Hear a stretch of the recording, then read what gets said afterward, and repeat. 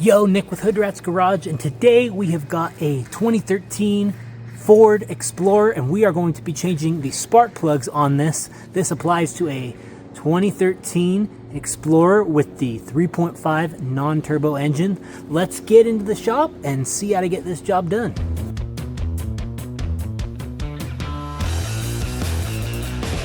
Okay, in order to do this job, we need to start by removing this intake hose right here so that we can get the intake plenum off right here. So you can start by taking this little quick disconnect, pulling it back, popping it off.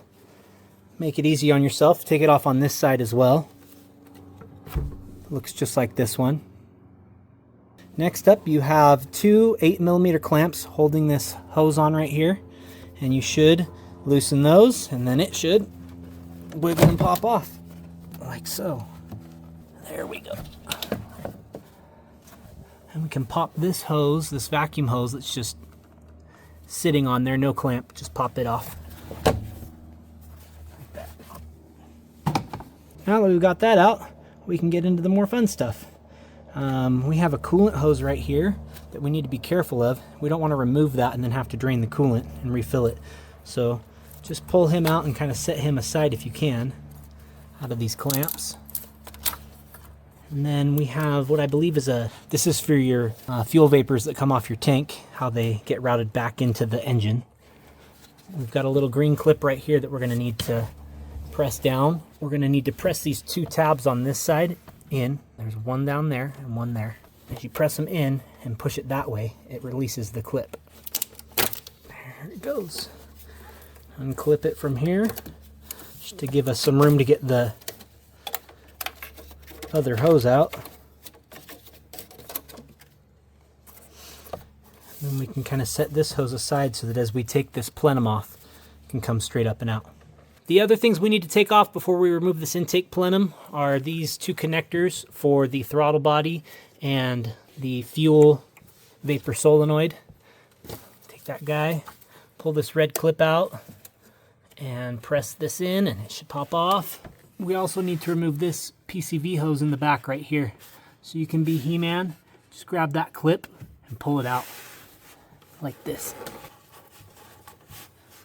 Slid it back, pop that guy out like that. Next up, we need to remove the 8mm bolts that are holding the upper plenum to the lower intake manifold. And we have them here, here, here. There's going to be a couple down in these. There's going to be a couple down in these holes right here, and then two more on the other side.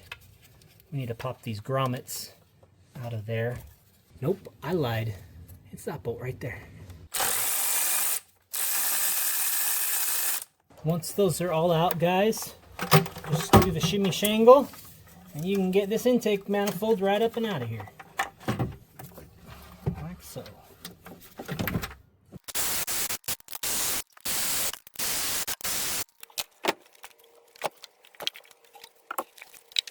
So guys, I don't know if you saw there, but if you can get these out without unplugging them, that would be great. All you have to do is really pop the coil harness clip that sits on top of this bolt right here.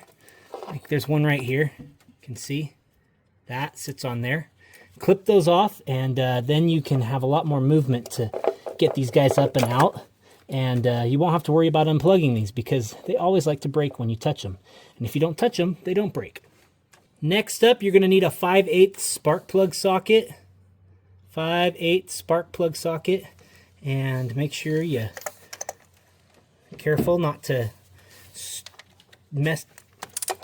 And just take your time taking them out. There's one right there. She's pretty heavily worn. Okay. Got all our spark plugs here. This is Ford Motorcraft part number CYF-S1-2YT6.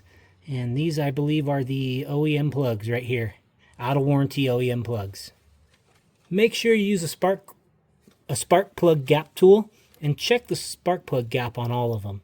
Should be around 50 to 52 thou, which these ones are right here. And don't use the tool to try and open the gap up. It will damage the platinum tip right there. Check all 6, make sure they're all good.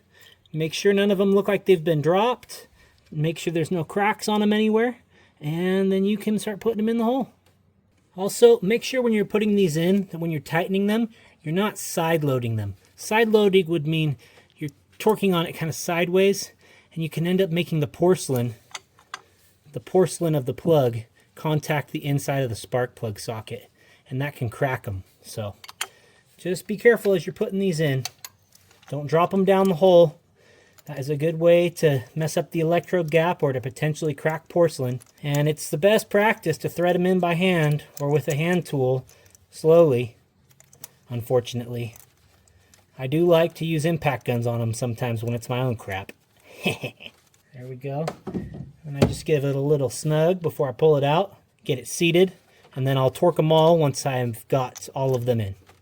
And now you get to see me try and pull this socket out of here. There we go, not stuck anymore. So we'll do our last plug, set her down in the hole. Then get your torque wrench and set it for between 11 and 12 foot-pounds. And give her the beans. There it is. Now you just plop coils back in. If you want, you can put a little bit of dielectric grease on these. The previous person to do this job put way too much, so there's a lot of extra. We're not going to do it. Plop them all down and in. And then we got to get all of the ignition coil bolts that I dropped. Okay, now this gasket right here is reusable, but why take chances? We have the Felpro part number right here, 97214. It's about $10-15 for a new gasket. Not really any sense in risking it when it's not that expensive and not that hard to change. I used to be super OCD about cleaning all this oil in here out, but to be quite honest, it's not that big of a deal, guys. These gaskets are impervious to oil. It won't mess them up. So, and a lot of times when you're putting stuff together, you want a thin coat of oil on things to help it sit down and not pinch or slide out of place. So once we got that on, we can throw this back on the car. We have the upper intake plenum bolts back on. They first get torqued to 89 inch-pounds, and then you are going to do 45 degrees of rotation on each bolt. And the pattern I like to go in is going to be like this. Sorry, 1, 2, 3, 4, 5, 6, 7. Just some sort of star pattern that gets it torqued evenly. So let's watch this wrench in action do 45 degrees. Boom. The overall torque that it did on that situation was 164 inch-pounds.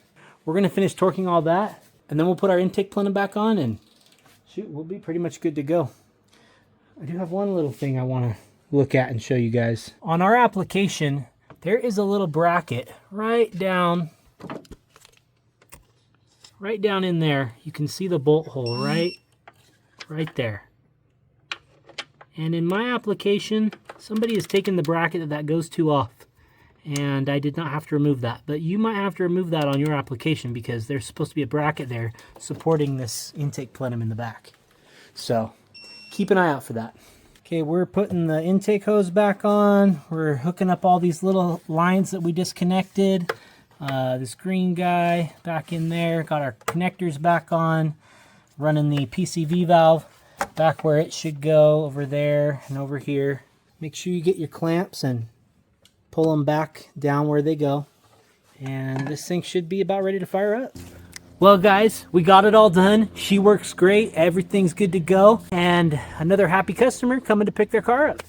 If this video helped you out, please like, subscribe, comment, and hype. I don't know what that is, but you could try doing that. You swipe to the right when you're commenting, and you can press hype. I don't know why the like button wasn't good enough, but whatever. As always, this is Nick with Hood Rats. Peace!